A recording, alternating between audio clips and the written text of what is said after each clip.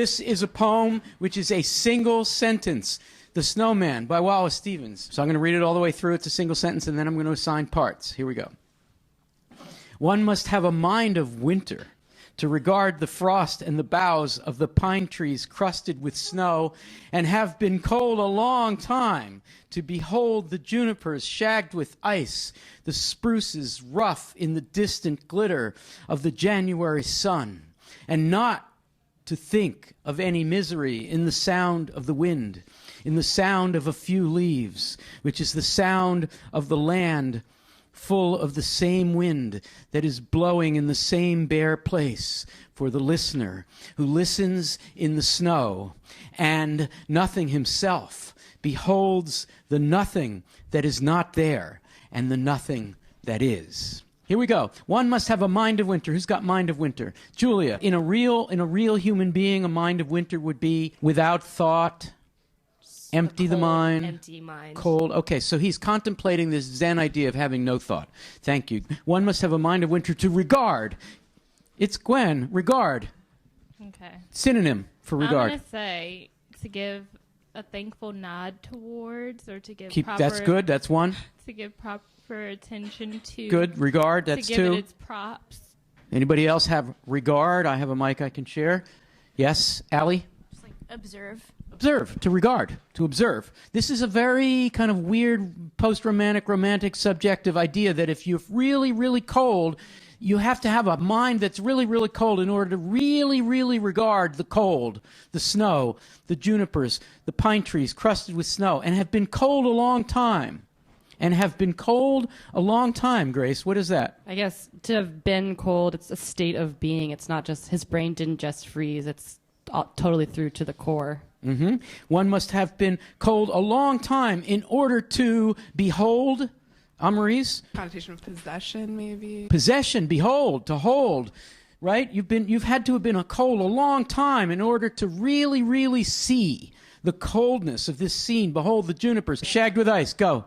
It's a visual image. Just it makes the ice on the tree that has become jagged, and when it reflects with the sunlight, it seems like a shag carpet. It's a really vivid visual image. The spruce is rough in the distant glitter of the January sun, and not to think of any misery in the sound of the wind. Who's got that? Jim? Often we want to personify yes. what we see here in nature as a projection of our present state of being. And so if we are really cold but are not in the mind of winter, we think as the wind blows, it reflects or embodies my misery. That if you are the mind of winter, if you've emptied out all of your personal crap, and then you just one don't, with winter, there is no misery in the sound of the wind. Oh, this is great. It's simply the sound of the wind. This is great. So if you do this thing that he's saying about becoming, if you become a snowman and you write about the snow, you observe or behold or regard the snowy scene, it's really cold, then you won't hear the misery and actually personify it. So you won't think of misery in the sound of the wind, in the sound of the few leaves, which is the sound of the land full of the same wind that is blowing in the same bare place for, now we're back to subjectivity, for the listener. Who's got that?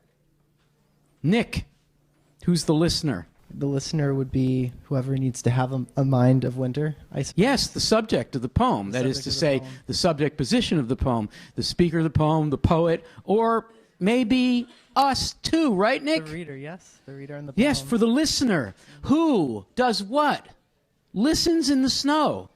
We're there. We are simply going to do the real winter, the real thing, the true thing, who listens in the snow and, nothing himself, Rick. His insignificance, his ghostliness, his nothingness. He is nothing in the context. He listens in the snow, and as Rick suggests, is what? Therefore, is because of the situation, has evacuated his subjectivity. He is simply going to look at the wintry scene, and now having been rendered nothing himself, he is now paradoxically able to behold.